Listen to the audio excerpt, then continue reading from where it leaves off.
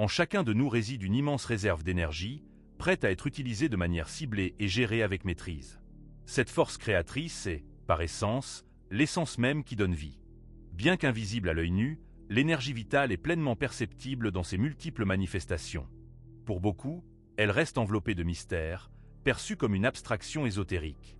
Pourtant, cette énergie pulse partout et sans cesse de vie et de conscience. La question centrale est de savoir comment maîtriser cette énergie pour qu'elle serve au bien de l'être humain. Ce document présentera les premiers pas vers la gestion de l'énergie vitale, en s'appuyant sur les principes fondamentaux de l'occultisme, de l'hermétisme et de pratiques ancestrales comme le Qigong. Le lecteur est invité à se préparer à éveiller la puissance qui sommeille au plus profond de son être. Pour faire les premiers pas dans la maîtrise de l'énergie, il est crucial de comprendre sa véritable nature et ses manifestations. Dans les enseignements ésotériques, l'énergie est connue sous de nombreux noms, prana, qi, éther ou simplement force vitale. France Bardon, dans son ouvrage « Le chemin de la véritable initiation magique », décrit l'énergie comme l'élément fondamental qui relie l'âme, l'esprit et le corps physique. Il affirme avec conviction, sans la maîtrise de l'énergie, l'homme est comme une feuille au vent, soumis aux forces de l'univers. Cette énergie vitale est la force motrice de toute chose. En pratique, elle peut être perçue comme la vitalité se manifestant dans la santé, comme les émotions dans la sphère des sentiments, et même comme l'intention dans le processus de la pensée. Eliphas Lévy la nomme « fluide magnétique », une substance subtile qui imprègne la volonté. Dans son livre « Dogmes et rituels de la haute magie », il souligne que l'énergie est comme une rivière. Elle coule naturellement, mais peut être redirigée, orientée et transformée.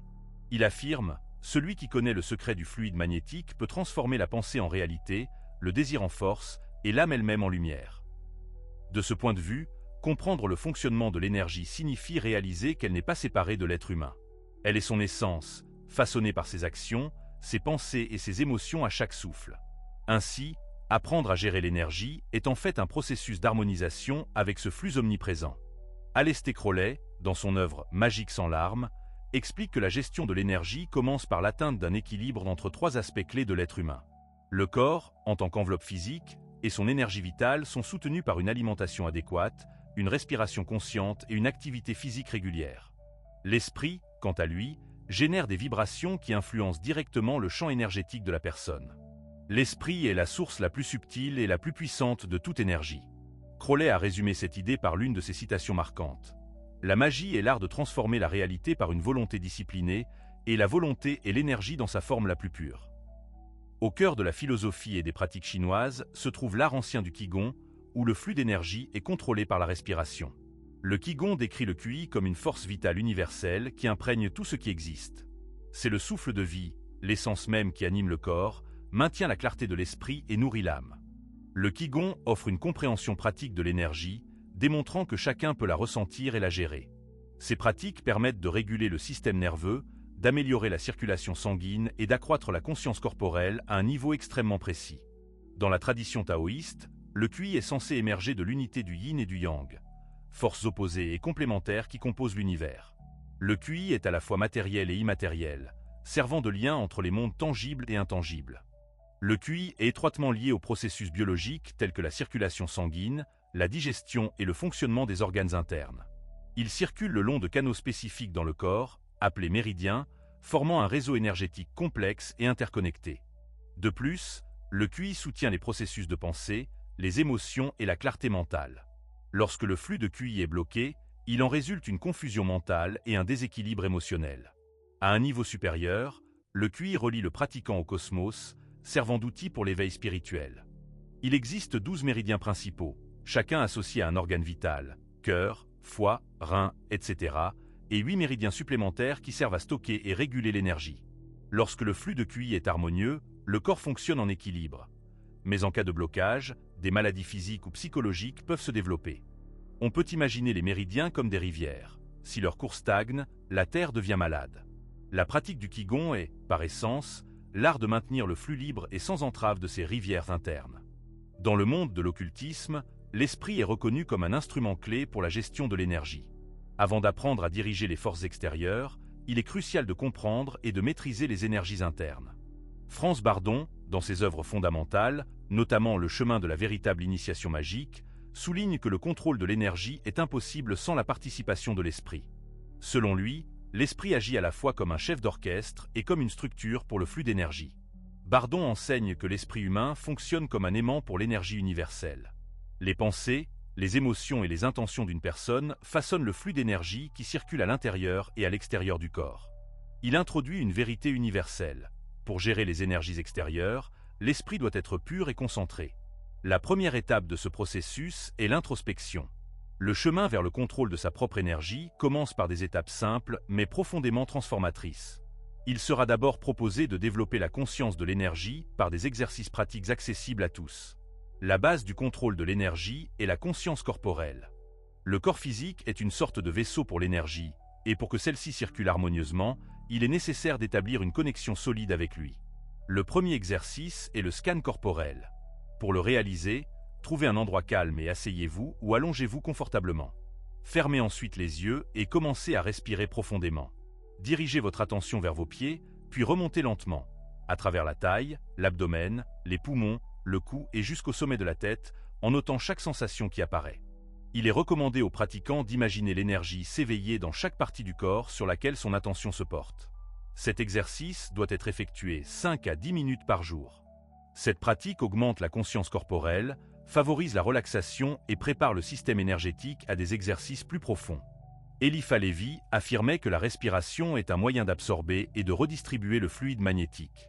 En Qigong, le contrôle du QI s'effectue par la gestion de la respiration, il est donc temps d'apprendre à respirer correctement. La pratique de base est la respiration abdominale consciente. Asseyez-vous droit ou allongez-vous sur le dos. Placez une main sur votre ventre et l'autre sur votre poitrine. Inspirez profondément par le nez, en gonflant l'abdomen, mais en laissant la poitrine immobile. Expirez lentement par la bouche, en laissant l'abdomen se contracter. Concentrez-vous sur le rythme de votre respiration, la ressentant comme un flux d'énergie entrant et sortant du corps. Il est recommandé d'effectuer 10 cycles de cette respiration chaque jour. En plus de calmer l'esprit, cette pratique aligne le flux d'énergie et active le centre énergétique, connu sous le nom de dantian inférieur, situé sous le nombril, où le QI est censé être stocké. Passons maintenant à un exercice permettant de ressentir le flux d'énergie vitale en soi. Dans la pratique suivante, l'énergie sera dirigée vers les paumes. Exercice, éveil de l'énergie dans les paumes.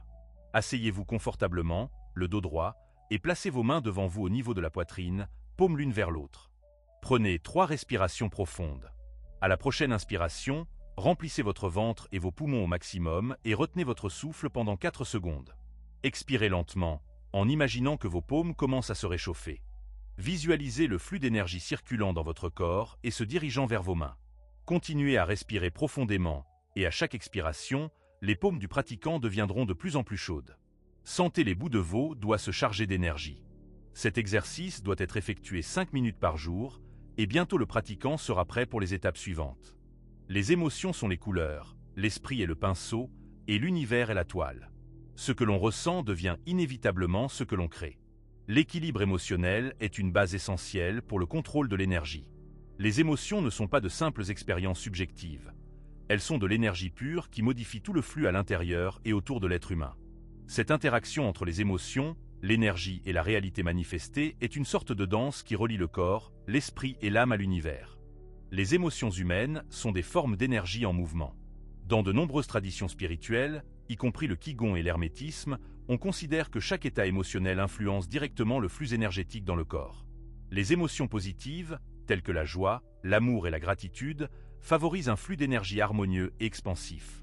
Elles augmentent la fréquence vibratoire du pratiquant, ce qui permet une connexion plus claire avec le champ universel. Les émotions négatives, telles que la colère, la peur et la tristesse, au contraire, créent des blocages, entraînant une stagnation énergétique, souvent à l'origine de déséquilibres physiques, mentaux et spirituels. En Qigong, le déséquilibre émotionnel est lié à des perturbations dans le fonctionnement de certains organes. Par exemple, la colère est censée affecter le foie, la peur les reins et la tristesse les poumons. Dans les pratiques occidentales, les émotions incontrôlées sont considérées comme des obstacles majeurs à la manifestation du désiré, car elles dispersent l'énergie nécessaire à la réalisation des intentions. Les états émotionnels incontrôlés sont comme des rafales de vent chaotiques qui dispersent sans pitié une énergie précieuse. Pour manifester avec succès ce que l'on désire dans la réalité, il est nécessaire d'atteindre un équilibre émotionnel profond, car la qualité de l'énergie émise est déterminée par ce que l'on ressent. Des émotions harmonieuses, à leur tour, forment un champ énergétique puissant et cohérent. De plus, l'énergie suit invariablement la direction de la concentration. Un esprit submergé par des émotions désordonnées perd la capacité de maintenir la concentration nécessaire pour diriger délibérément les flux énergétiques. Selon l'enseignement d'Aleister Crowley, l'énergie est dépourvue de moralité innée. Elle ne fait que répondre à l'intention et à l'état émotionnel de celui qui l'opère. Cela signifie que l'action énergétique peut être à la fois créatrice et destructrice, selon le but pour lequel elle est accomplie. Dans tout l'univers, l'énergie obéit à la direction donnée par une intention claire et une concentration inébranlable. La véritable force réside non seulement dans le flux d'énergie lui-même, mais aussi dans la conscience qui le dirige.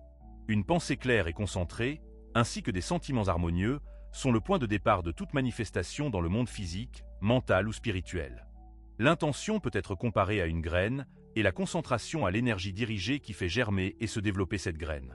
La véritable intention n'est pas soumise à l'influence de l'ego ou des distractions mentales. La distraction de l'esprit découle généralement d'un manque de connexion profonde avec le cœur et l'âme, ainsi que d'un manque de compréhension claire de ses propres désirs. Lorsqu'une personne forme une intention claire dans son cœur, ce n'est pas un simple désir superficiel. C'est une commande énergétique puissante qui commence à façonner la réalité en accord avec sa vibration.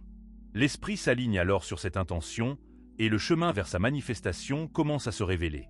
Cette intention peut être dirigée vers la guérison, la transformation des circonstances de vie ou l'atteinte d'un niveau de conscience plus élevé.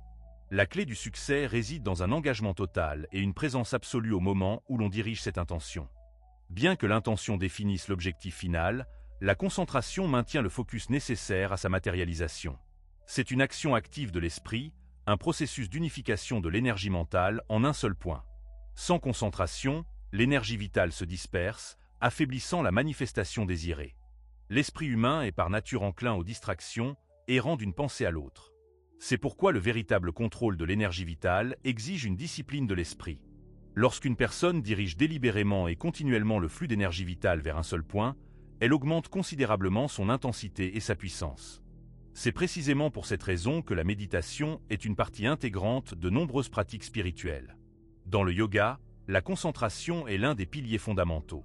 À travers dharana, l'une des étapes du yoga, le pratiquant apprend à focaliser profondément son attention sur un objet ou une idée, qu'il s'agisse d'un chakra, de la respiration, d'une visualisation ou d'un son.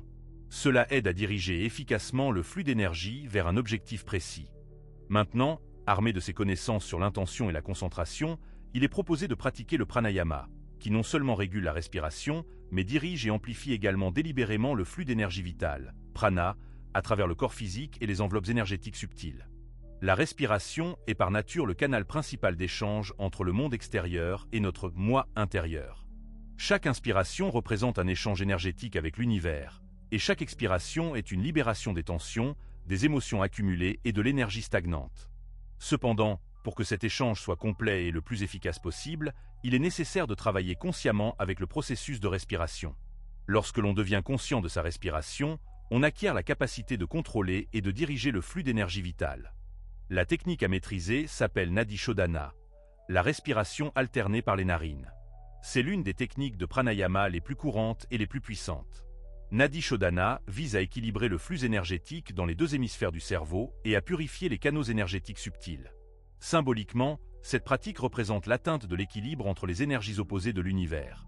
Le soleil et la lune, les principes masculins et féminins, actifs et passifs. Comment pratiquer Nadi Shodhana? 1. Asseyez-vous confortablement, en gardant la colonne vertébrale droite. 2. Avec votre main droite, fermez la narine droite avec le pouce et inspirez profondément par la narine gauche. 3. Ensuite, fermez la narine gauche avec l'annulaire et relâchez la droite, en expirant complètement par celle-ci. 4. Maintenant, inspirez profondément par la narine droite et expirez par la gauche. 5. Continuez à alterner les narines, en maintenant une respiration profonde et lente. Cette pratique contribue à équilibrer les flux énergétiques dans le corps, apportant calme, clarté d'esprit et paix intérieure, et constitue également un excellent exercice de concentration. Le contrôle de l'énergie vitale est un chemin vers une profonde découverte de soi, vers l'acquisition d'une plus grande force, harmonie et détermination. Il est important de se souvenir, l'énergie vitale est en chacun de nous, prête à être activée et utilisée pour créer la vie de ses rêves. L'être humain est le maître de cette énergie, et en apprenant à la contrôler, il devient un créateur conscient de sa propre réalité.